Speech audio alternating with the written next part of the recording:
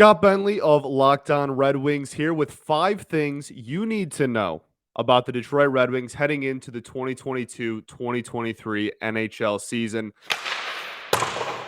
Thing one is this team is better.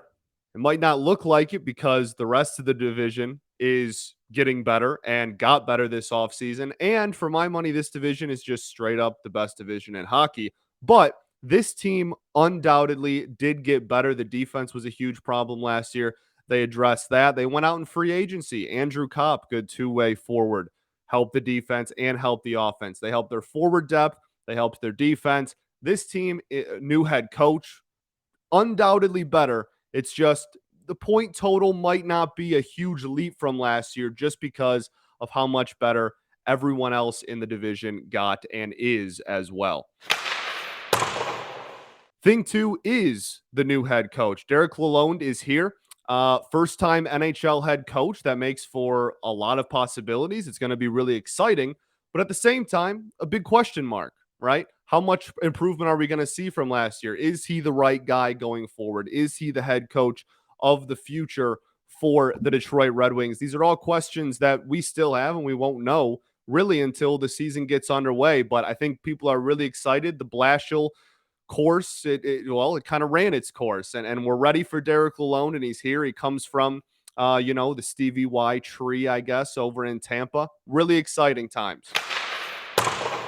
Thing number three is that this team is still a work in progress.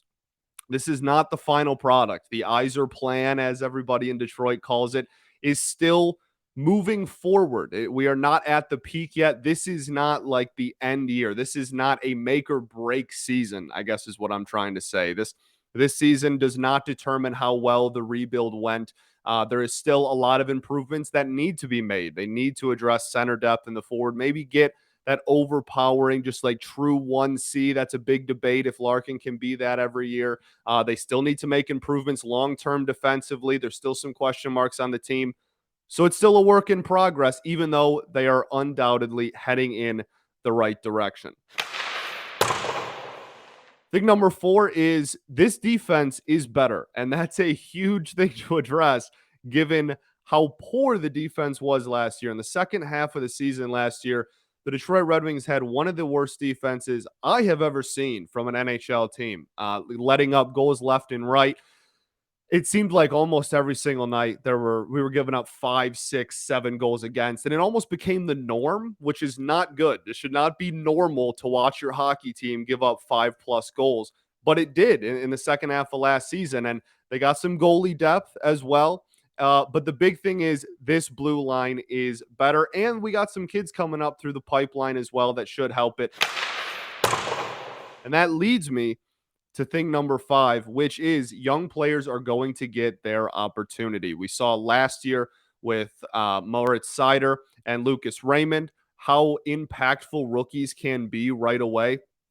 And this year is going to be no different. It might not have the two overpowering, star Calder favorites, even rookies, but Simon Edvinsson is coming. He'll be here at some point this year, maybe even right at the beginning of the season, depending on how the preseason goes. So that'll be something to look out for. But even other kind of lesser known or not as highly regarded prospects, Jonathan Berggren, Joe Veleno, who we saw last year, Philip Zadina, who's not a rookie anymore. He's been here for 2 seasons now, but another guy that a lot of people is still really young and people expect to take big steps forward. So young players will play.